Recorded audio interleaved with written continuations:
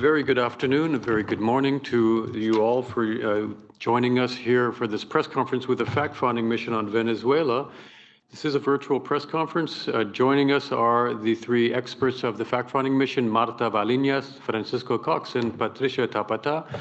So thank you again for joining us. The experts are here to present their report, which is now on the fact-finding mission's website. This is the third report of the fact-finding mission that will be presented to the Human Rights Council on 26 September, this coming Monday. A press release was just shared with you in Spanish and English. There is a link to the report and accompanying documents along with the press release itself, of course, which should be in your inbox, so please do check that. We'll turn over immediately to the commissioners, the experts rather. The experts will deliver all opening remarks, and then we'll go to you for your questions. So over to you, Marta, for your opening remarks. Thank you so much, Rolando, and a warm welcome to everyone who is joining us today. The Independent International Fact-Finding Mission on the Bolivarian Republic of Venezuela was established in 2019 and is today releasing its third report. We are focusing on two aspects of the country's profound human rights crisis. The first is the role of the structures and individuals at various levels of the chain of command within the state's intelligence services in the commission of crimes against humanity as part of a plan to repress opposition to the government. And the second is the situation in the country's southern mining regions, particularly in Bolivar state, where state and non-state actors have committed human rights violations and crimes. The mission based its findings on 246 confidential interviews, including with victims, their relatives, and former members of security forces and intelligence services. We also analyzed legal files and other documentary evidence and drew on information from close to 400 interviews carried out for past reports. Due to a continued lack of access to Venezuelan territory, the mission also conducted 3 visits to areas along the country's borders. I will begin by addressing the first topic. In our report from 2020, we identified 6 main perpetrator structures in Venezuela that were responsible for a range of crimes and human rights violations. Among these were the state's 2 intelligence agencies, the military agency, the HRC51, and the civilian agency, SEBIN. We documented how both agencies committed grave human rights violations, including torture and other ill treatment, sexual and gender-based violence, short-term disappearances, and arbitrary detentions. Some of these amount to crimes against humanity. This report provides a deeper investigation into the 2 agencies, their internal hierarchies, and modus operandi. We have also investigated more in depth the roles of specific individuals in both agencies in carrying out and facilitating these crimes. These include officials from lower levels to the very senior leadership. Both SEBIN and the HRC51 have clear and functioning internal chains of command, while their leadership reports to the highest political levels. Regarding the HRC51, the mission has documented 122 cases of victims subjected to torture, sexual violence, and or other cruel, inhuman, or degrading treatment perpetrated by the HRC51 agents.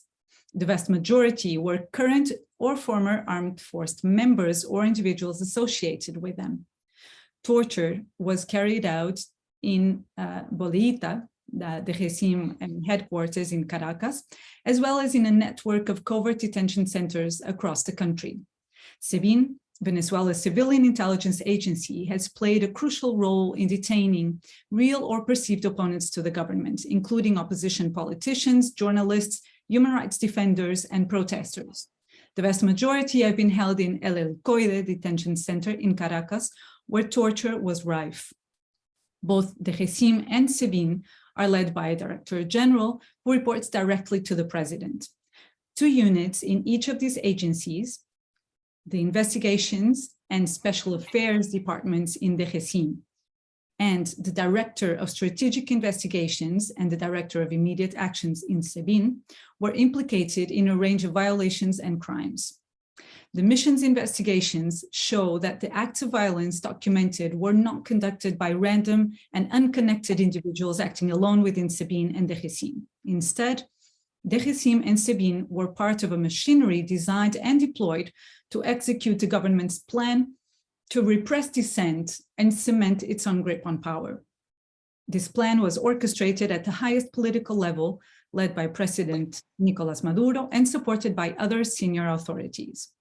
The mission's report also evidences how SEBIN and the HECIM are staffed and structured in such a way as to ensure that orders by high-level authorities to carry out crimes and violations would be followed with virtually automatic compliance.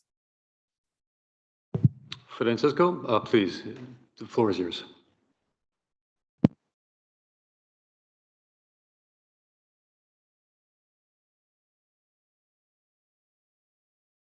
One moment, could you start from the beginning, Francisco? 1 second, we'll just unmute you again. Okay. Go ahead, please. Hello.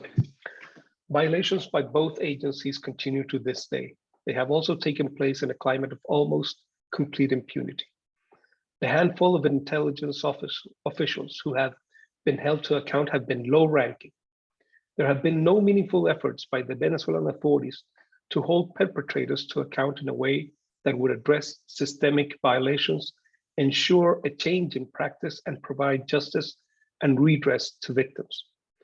That is why, in our report, we have taken the decision to focus on, and in some cases name, specific individuals in the HECIM and SEBIN. We have reasonable grounds to believe that these individuals are responsible for human rights violations and crimes against humanity and should be investigated. The mission's second report focused on the situation in Venezuela's southern mining regions, particularly in Bolivar state. In 2016, facing a crisis in the domestic oil industry, the Venezuela government announced the establishment of the Arco Minero del Orinoco, or the Orinoco Mining Arc, to formalize and expand its control over the gold industry. The Arco Minero region is a so-called national strategic development zone that extends primarily over Bolivar and into neighboring states of Amazonas and Delta Amaruco. Since 2016, the Arco Minero region has become increasingly militarized to a large extent because of the government's effort to wrest control over illegal mining from non-state armed groups. The military and various civilian government leaders hold extensive financial interests in the region, both in an institutional and a personal capacity. At the same time, non-state armed groups have expanded their presence in the region since 2016. So-called sindicatos and other armed groups operate openly, controlling mining areas and even populations. Ordinary residents in the region have been caught in the crossfire of violent struggle for the control of gold.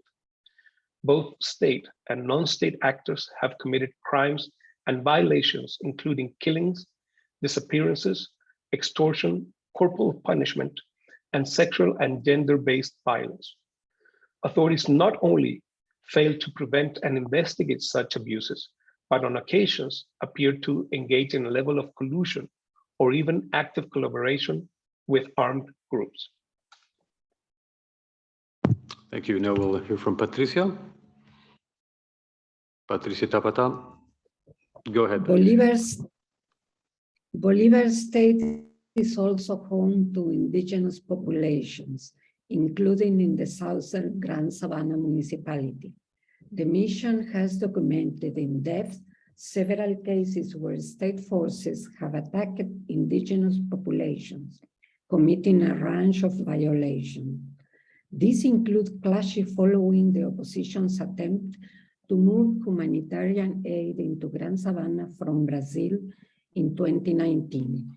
We have documented how state forces unlawfully killed and subjected indigenous persons to torture. This is an often overlooked or even forgotten part of the country that merits further investigations. In conclusion, Venezuela is still facing a profound human rights crisis, and our reports today highlight just two aspects of this situation. We urge the international community to continue to follow developments in Venezuela closely and to monitor whether credible progress is being made in advancing justice accountability, and respect for human rights. The mission regrets that despite repeated calls by the UN Human Rights Council, Venezuelan authorities continue to prevent the mission staff from carrying out investigation in Venezuelan territory and have not responded to the at least 23 letters sent from the mission. Further international scrutiny of Venezuela, extremely concerning human rights situation, is necessary to prevent future violations and assure justice and redress for victims. The mission hopes to continue to play a role in documenting and highlighting the situation in Venezuela and amplify and support the country's civil society crucial work. Thank you very much for your attention. Thanks to all of you very much for those opening remarks. Now we have a few hands are up for questions. We have Laurent Siro of the Swiss News Agency. We'll start with you, Laurent. Go ahead.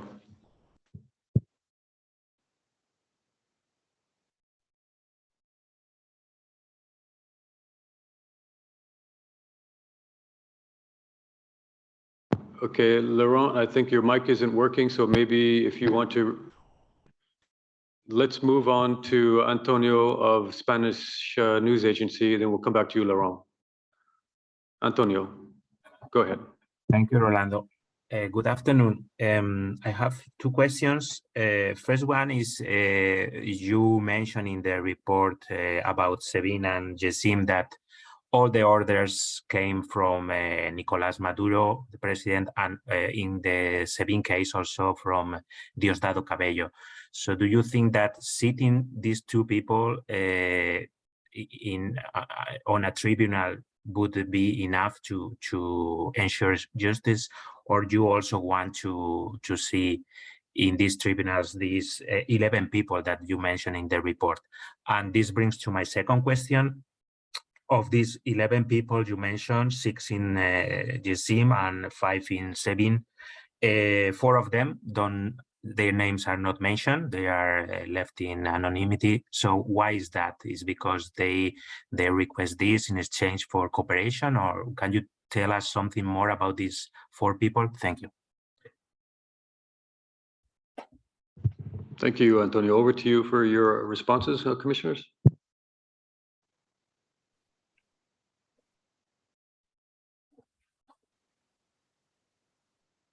Thank you very much, Antonio, for your questions.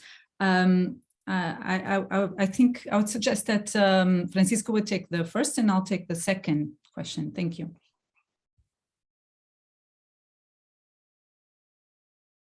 Thank you, Marta. Yes, I mean, what we issue in the report is that we need justice and the international community to be aware. As you know, there's an ongoing investigation that even though it's at the ICC, even though it's stopped because of the pre-trial chambers situation, it hasn't authorized yet. And Venezuela has asked for a deferral. Our standard of proof is reasonable grounds to believe, and this merits investigation. What we're saying, we're not a tribunal, but we're saying that those authorities, both national and international, that are competent to investigate, should investigate, and they should do it at all levels. So it's the high level, the middle level, and the perpetrators, direct perpetrators. So we believe that for justice to victims and redress for victims to be done, all of the perpetrators must be investigated with full respect of due process of law, of course.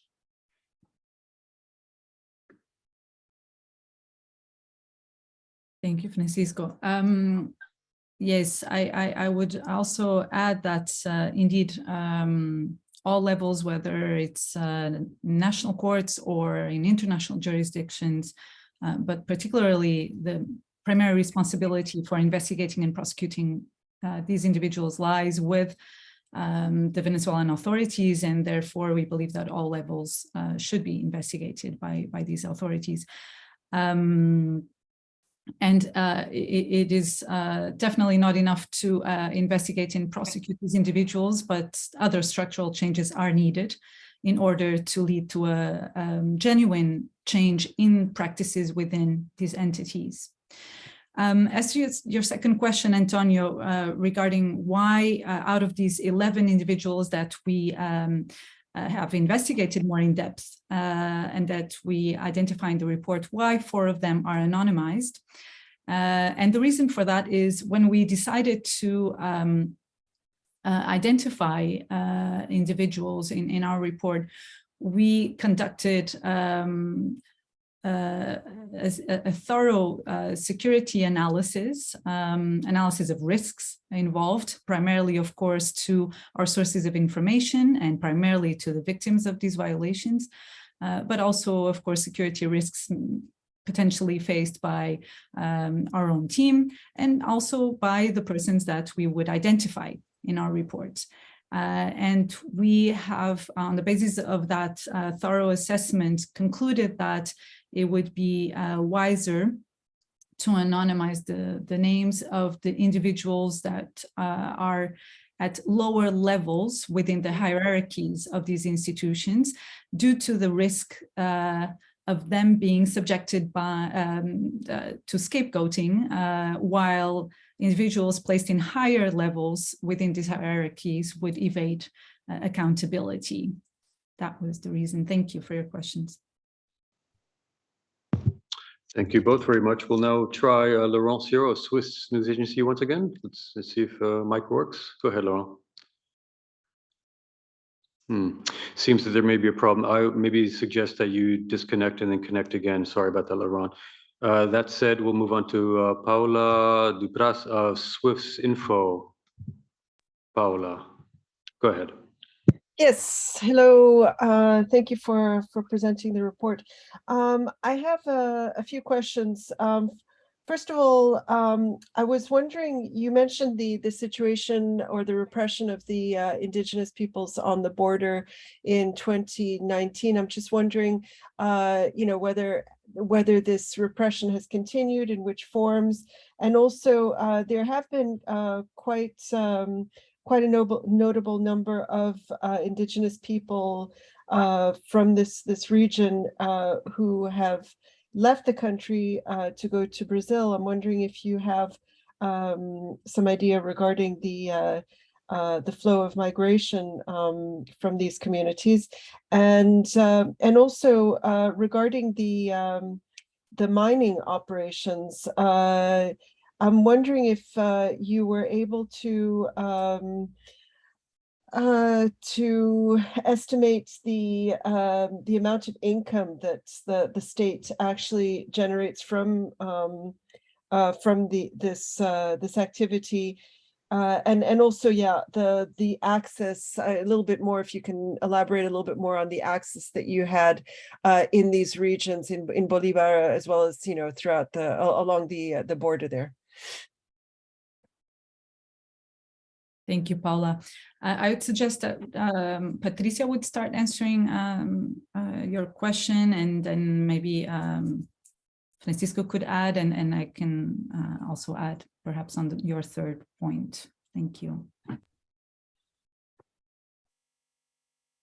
Well, as we said in the report, we started our investigation in Bolivar State.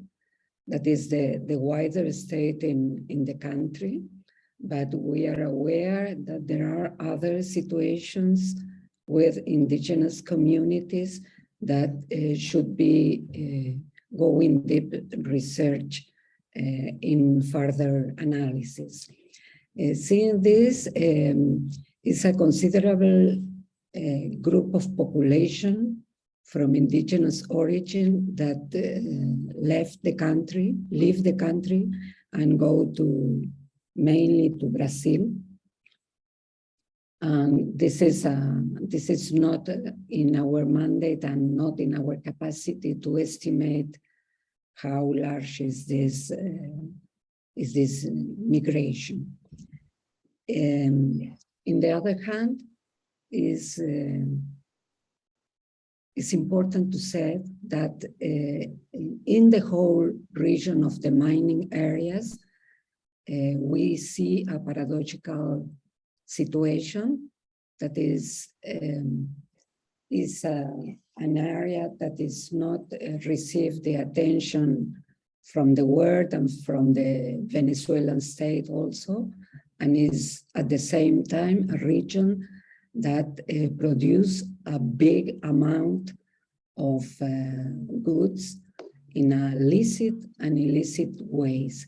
So we highly recommend to continue the investigation to try to determine how this situation is really under government control without committing such a violation of human rights as we described in the last report.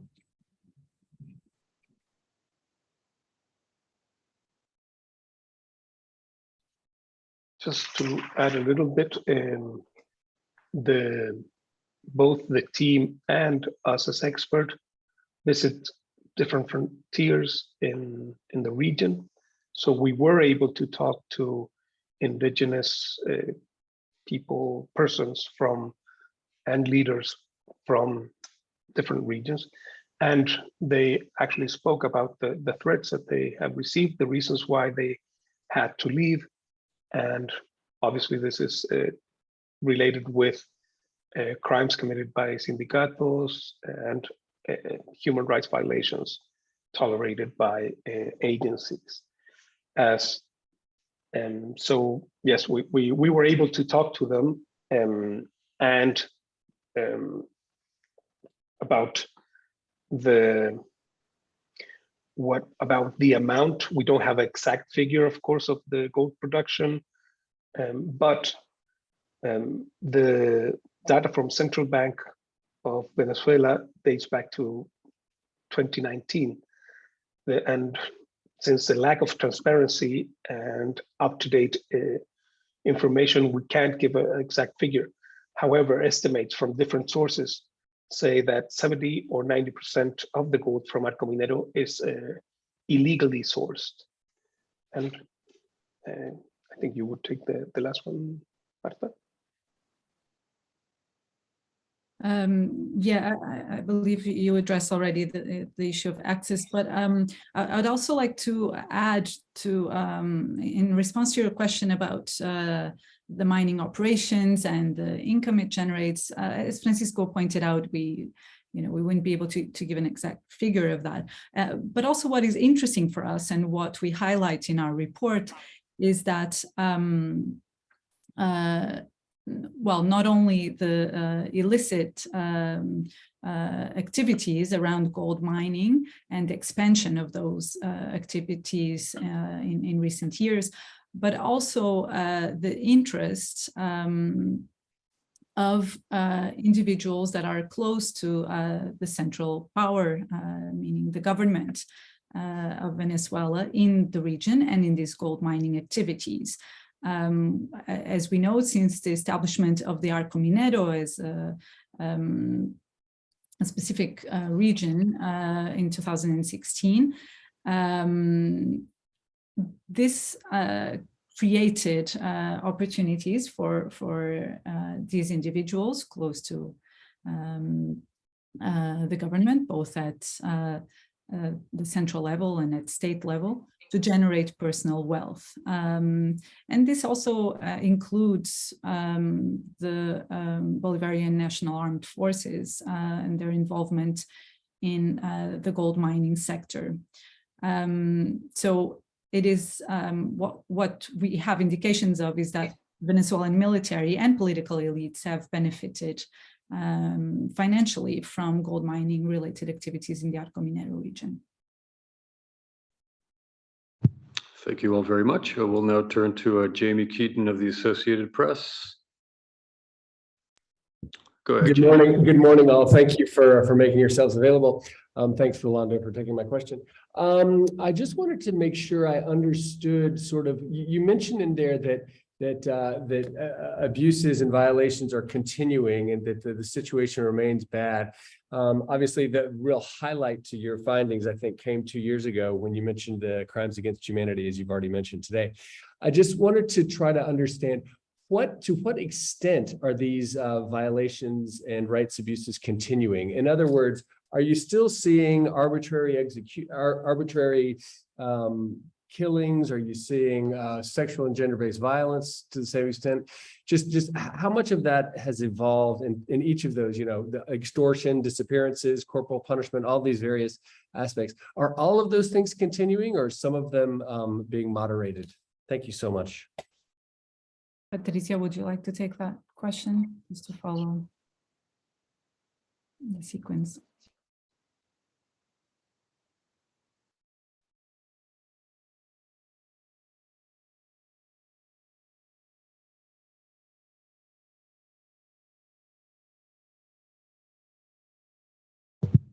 Francisco? I think waiting for you to unmute. Yep. Well, I think it's Patricia, though. Will you take it? Yes, Patricia? but Okay.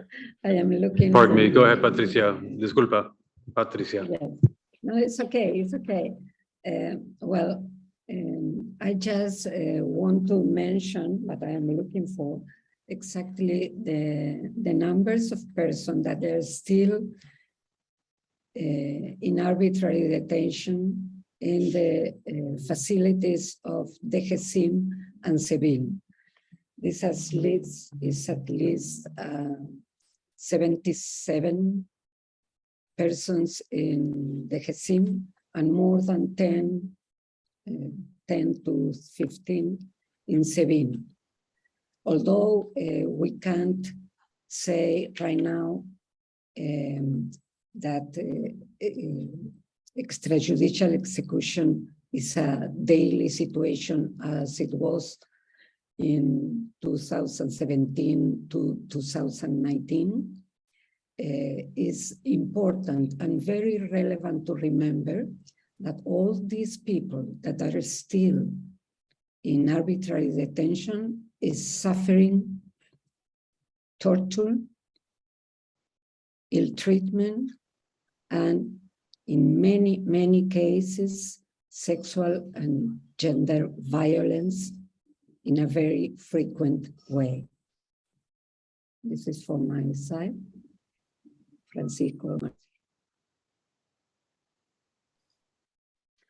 Yes, adding to what Patricia just said, there is still, and the policy that we present in this report, as we say, is still in place, since you can see, for example, the detention of the leader Javier Tacarosa from Fundaredes, or the people from Azul Positivo that have, so this policy of arbitrary detention, acts of torture by this agency when somebody is seen to be critical of the government or that criticizes the government are put into arrest.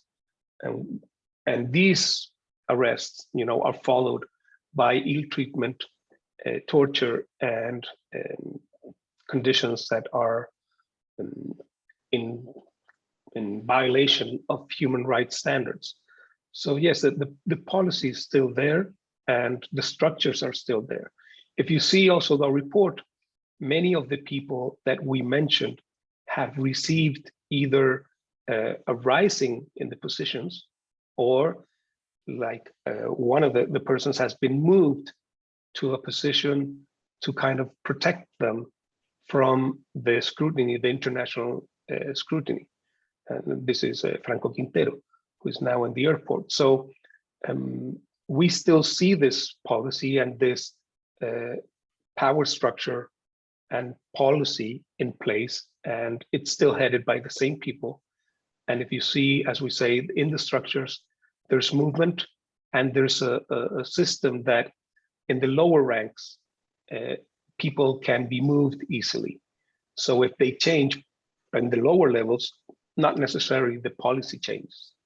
As we saw there were legal reforms that were very much publicized, but not necessarily followed, as we saw in, for example, there's still people being sent to helicoide, and the due process is not being respected. The time limits are not being respected.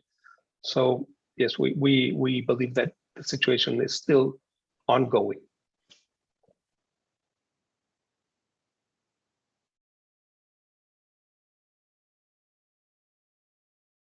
Thank you both. Marta, did you want to add something, or? No, I think that's okay. Thanks. Okay, thank you very much. Now we'll try Laurent once again. Let's see if we could, go ahead, Laurent. Okay, I'm afraid if you want to send me your message via text, I'll be happy to read that out for you. Let's move on then to Gabriela Sotomayor of El Proceso. Gabi, go ahead. Thank you. Thank you very much, Rolando. Thank you for giving us the opportunity to ask you questions. I'm sorry, I apologize because I connect a little bit late. I don't know if you already talked about this, but I have these questions. What are your recommendations to the new High Commissioner for Human Rights? That is one question. Another, on accountability. What are the next steps on that issue? What do you recommend to the international community, to the UN Human Rights Council? What is next on accountability? And also, if you are going to record a video or something with your main findings in Spanish, if it's possible, if we can have it. Thank you so much. Thank you, Gabriela. I think I'll start, and then if Francisco and Patricia want to add something. So in terms of our recommendations to the new High Commissioner, they are essentially the same that we've formulated before, and that apply also to various actors within the UN and within the international community, which is to continue to pay close attention to the developments in Venezuela, to continue with this international scrutiny of the human rights situation in the country. In particular, with regards to OHCHR,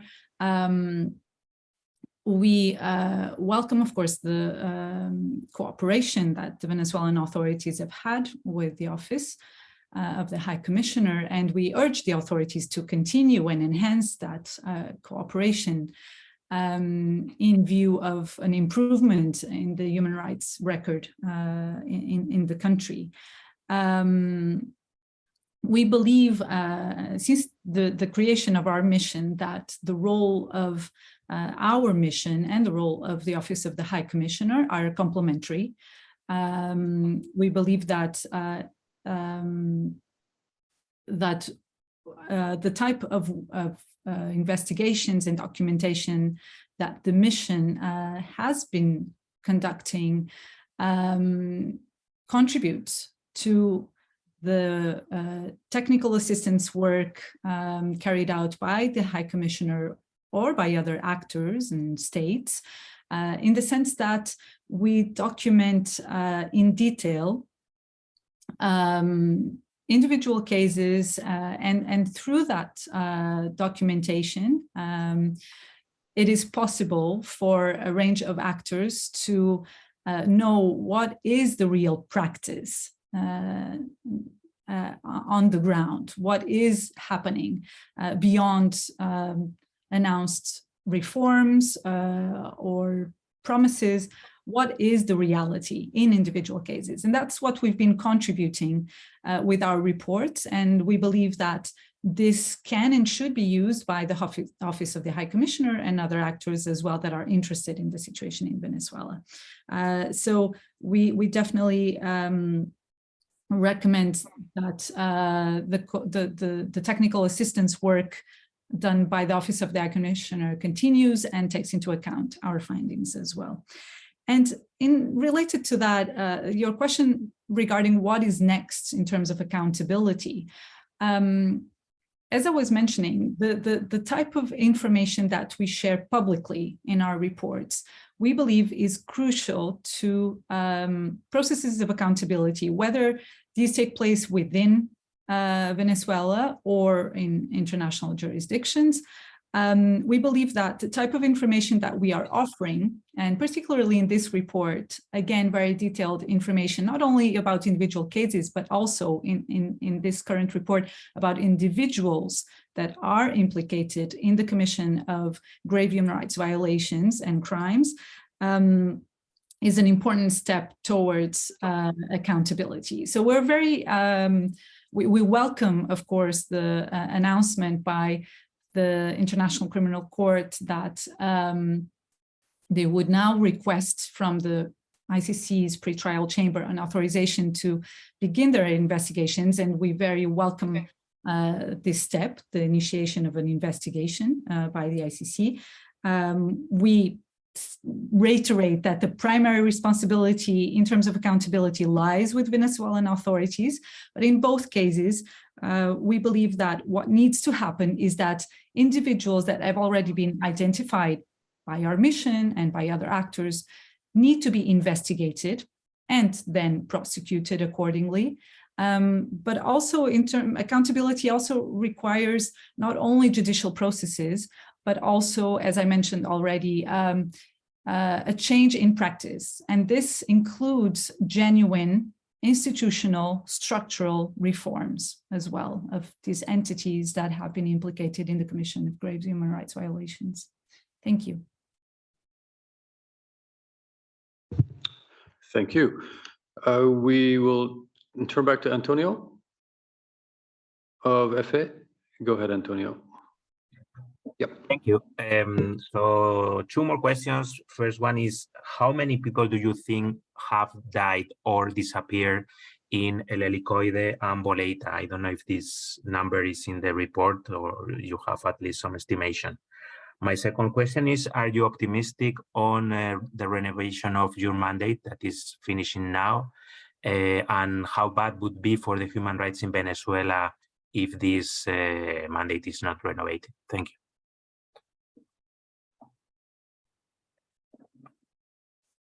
I'd suggest that Francisco takes the first question and Patricia the second.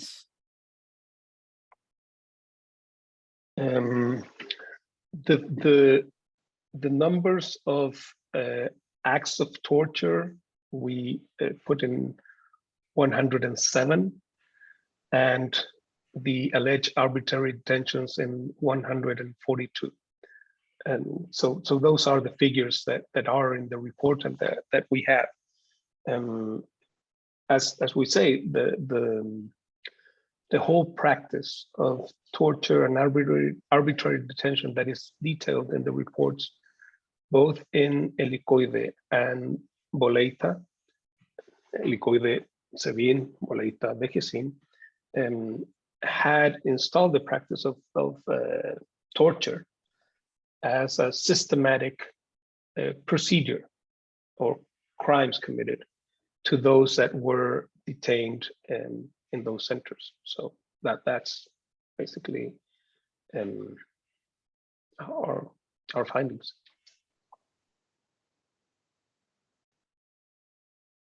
Patricia? Yes, the second part of the question is regarding our mandate. As many people said, and we also believe that we have a complementary mandate with the Office of the High Commissioner.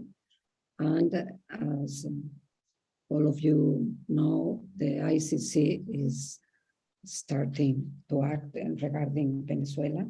So we are running this investigation for the 3rd year in a very unusual way. We are not authorized to go into the territory. The government of Venezuela is still rejecting this. So we consider that we have a lot of topics that can that the mission can investigate in a more deeper way. in order to make progress through accountability and reparation to the victims. Tell the truth, and tell the truth in a way by showing the evidence that are the basis for these reports we think is a big contribution from our side, but we hope the Human Rights Council take in account that they should continue scrutinize the Venezuela's authorities, because the only purpose is to stop now the torture and to stop the serious violation of human rights to the opposition. Thank you. Thank you. We will now turn to Lisa Schlein of Voice of America.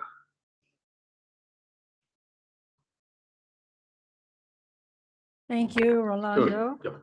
Yes, Mhm. hi. Just, I imagine that you're not in conversation with Nicolas Maduro.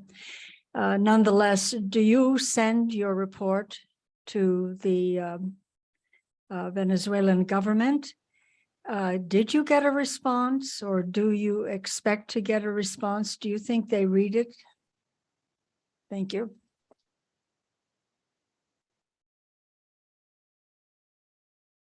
Thank you, Lisa. Well, we are only not in communication with the Venezuelan authorities, including President Maduro, because they have not responded to any of our requests to meet with them, and particularly to receive information from them. We have sent so far 23 letters to the Venezuelan authorities, and these include precisely requests to meet and to engage in conversation with them, but also very specific requests for information that we would like to take into account in our reports. And unfortunately, we have never received this information, and we have never received any response to our communications, which we very much regret. This also includes our communications with the authorities also include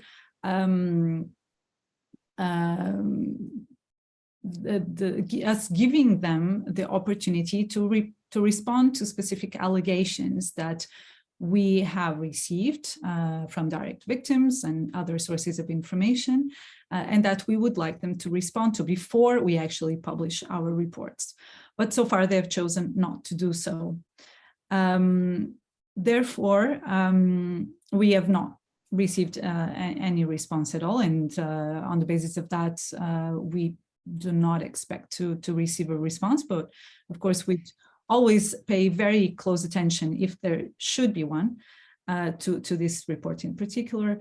And the reports are public, of course, and we'll also be presenting our report, our findings to the Human Rights Council members next week, next Monday, 26th of September, and the permanent representation of Venezuela will be present. So they will be listening to our presentation at the Human Rights Council.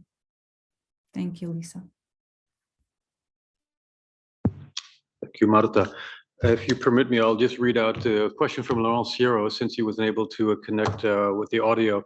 So on behalf of Swiss Info, the question is as follows. With the lack of independent judiciary that you mentioned in previous reports, in the complicity of some judiciary agents, how do you see the feasibility of national independent investigations that you're calling for as long as Nicolas Maduro will remain president?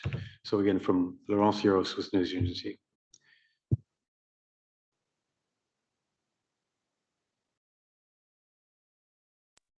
I'd suggest Francisco would answer this question. Thank you. Thank you. What we say is, of course, the judicial system has to act independently. So our recommendation is that they follow. As to the likelihood of such a move, it seems that it's still in the power of the the judiciary and the prosecutor's office to comply with their constitutional duty and international obligations to prosecute or investigate those that are responsible for crimes and crimes against humanity at all levels. If this is not done, then the International Criminal Court has jurisdiction over these crimes. So if there's no serious investigation, this could mean, and we're not saying that it should, it's saying this is the procedure, and the ICC could walk in and prosecute and investigate and prosecute eventually. So they have the power and they should show the will to prosecute those most responsible for these crimes.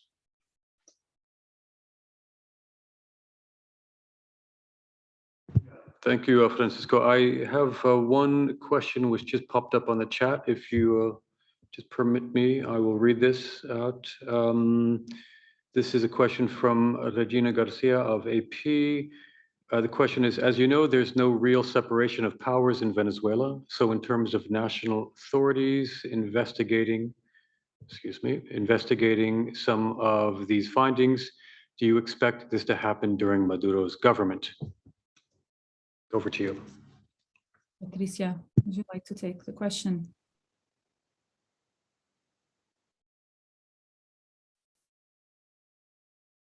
Okay, I think Patricia was telling me to take the question. Estaba sugiriendo que contestaras tú. Adelante.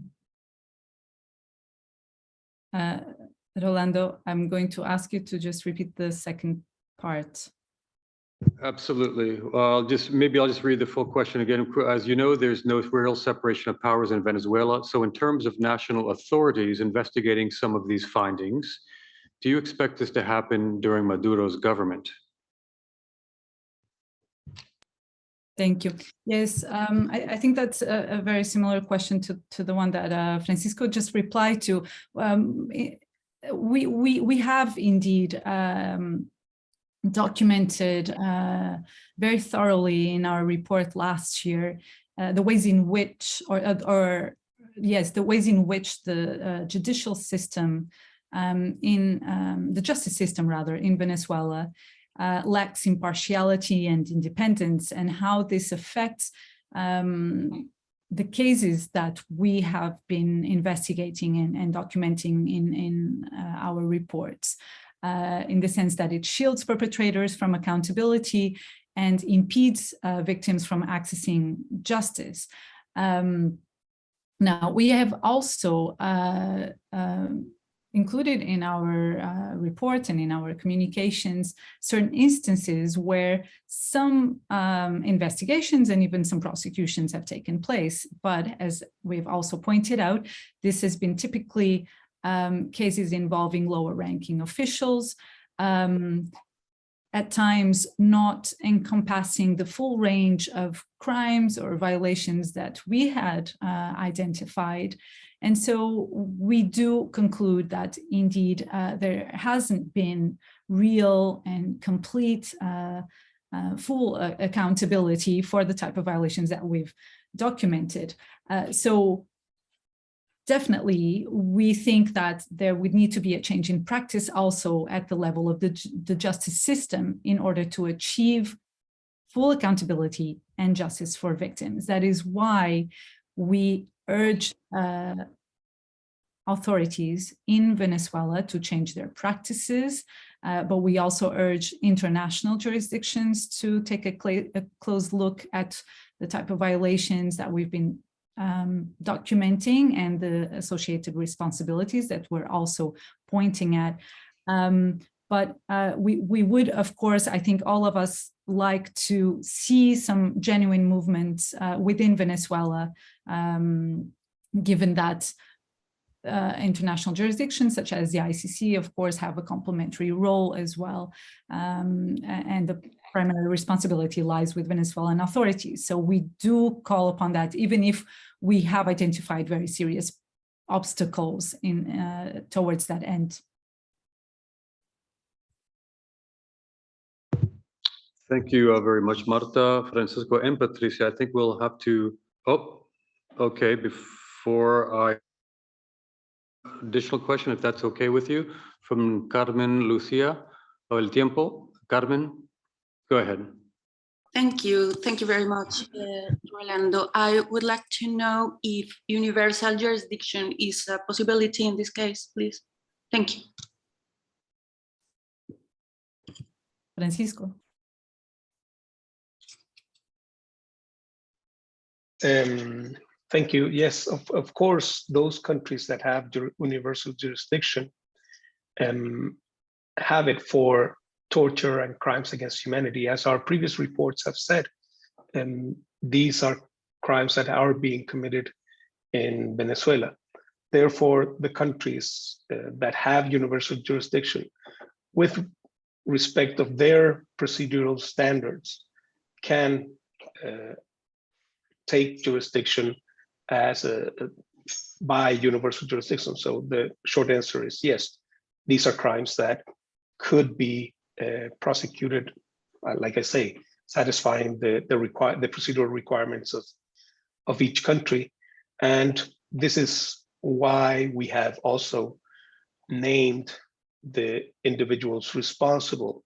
So those countries that have and local authorities can investigate and prosecute and actually see if investigations and prosecutions at the local level are being set out against these people that are named in the report.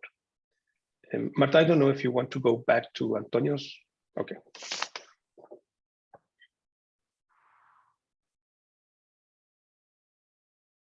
Rolando, if you would allow us, we'd actually like to, in fact, I think it has been asked twice about numbers of persons detained and even who died in the two detention centers in which we've focused our investigations for this report.